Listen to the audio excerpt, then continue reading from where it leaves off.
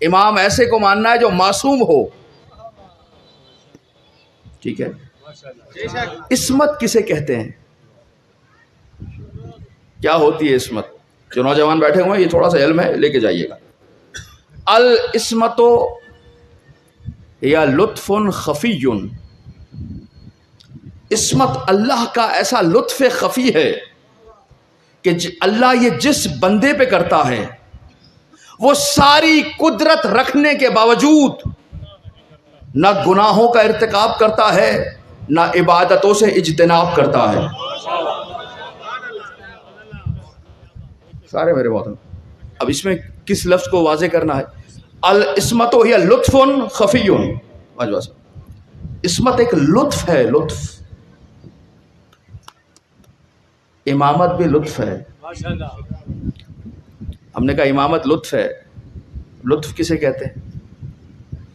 لطف نام ہے اس امر کا جو بندے کو اللہ کے قریب کرے.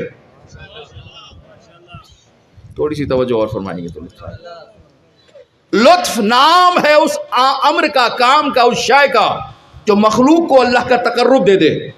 ہم نے کہا امامت لطف ہے، اللہ کے قریب کرتی ہے. تو ایک میرا دوست ہے، بڑا ذہین ہے، اکثر میں دوست کی بات کرتا ہوں. کہنے لگا اگر امامت لطف ہے، اللہ کے قریب کرتی ہے، تو جب امام بنایا تھا تو اس بنانے میں جھگڑا کیوں ہوا؟ اگر امامت اللہ کے قریب کرتی ہے تو امامت میں آج تک فساد کیوں ہے، جھگڑے کیوں ہیں، اختلاف کیوں ہیں؟ جس کام میں فساد ہو، جھگڑے ہوں، اختلاف ہوں، وہ کام تو اللہ سے دور کرتا ہے. اگر آپ نبوت پہ رک جاتے، نبوت کے بعد امامت کا عقیدہ آپ نے بنایا، اظہار کیا کہ امامت بھی ہے، اور اسی پہ جھگڑ رہے ہیں 1400 سال سے، تو جس پہ جھگڑا ہے وہ تو اللہ سے دور کر رہا ہے. اس کا مطلب ہے امامت لطف نہیں ہے، امامت کو نہ ماننا لطف ہے.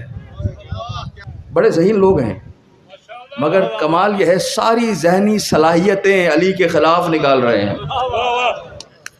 کہ اللہ کہ امامت اگر لطف ہوتا تو جھگڑا کیسے تھا؟ جھگڑا کس بات کا ہے؟ یہ جھگڑنا بتا رہا امامت لطف نہیں ہے. میں نے کہا اچھا تو بس نبوت تو لطف ہے نا. تو جب میرے نبی نے اعلان رسالت کیا تھا ذرا بتاؤ اس وقت بزرگوں نے جھگڑا کس بات پہ کیا تھا؟ جھگڑ رہے تھے نا کچھ بزرگ نبی سے، اعلان رسالت پہ جھگڑ رہے تھے.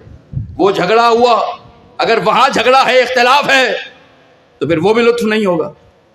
نتیجہ کیا بحث کا؟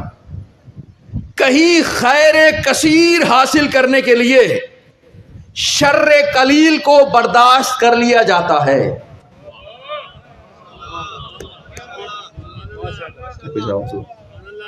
شکر گزار ہوں صاحبان فہم کے حوالے بالکل آہستہ سے اور آسان کر کے پیش کرنا ہے. خیر کثیر، فائدہ زیادہ ہے نقصان کم.